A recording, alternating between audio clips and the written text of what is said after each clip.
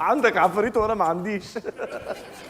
فرحان فيها يا اكرم، بس لعلمك احنا لوكندتنا طول عمرها نظيفه. لوكندتك ملبوسه. لا ايه ده؟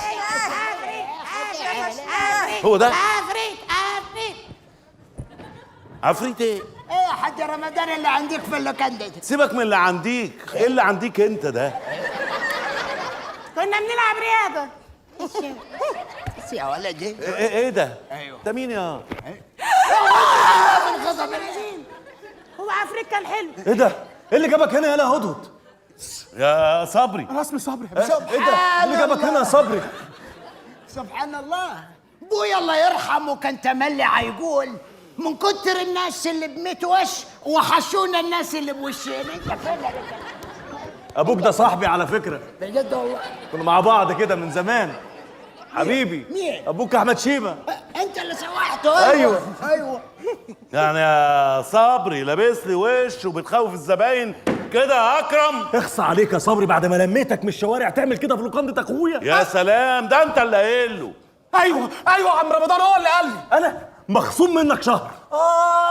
انت بتعمل كده وكده عشان هو واقف يعني؟ انت كمان غبي. طب مخصوم منك 4 شهور عشان بتوقع بيني وبين اخويا. بيوقع ايه ده؟ واضح ان دي الحقيقه. هو اللي قال لك تخش تخوف الزبائن عشان تطفشهم. يا تصدق عليا كده يا رمضان؟ تصدق يا اكرم؟ معقول يا اكرم ما بتتمناش الخير لاخوك يا اكرم؟ انا يا رمضان؟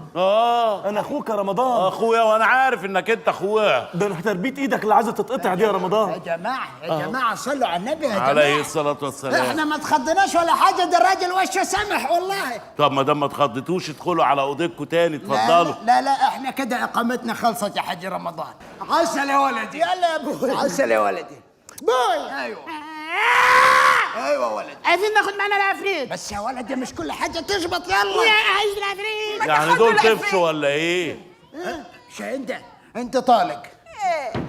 كده يا ابويا كانت بتحب عمي اصلا من شيء. يا ولي اخصى عليك يا صبري، اخصى عليك تعمل كده بيني وبين اخويا. بطل ظلم بقى يا اكرم بيه. يا عم رمضان، اكرم بيه ضحك عليا بكلامه المعسول واستغل طيبتي وقال لي قال لك ايه يا؟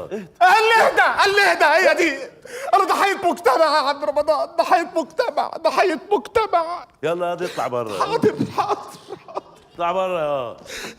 ماشي يا اكرم يا اخويا. انت بتصدق على اخوك كده؟ انا بصدق كل حاجه. يا عم عليك يا رمضان. ايه؟ بص افلاطون وارسطو دولت عايزين يمشوا.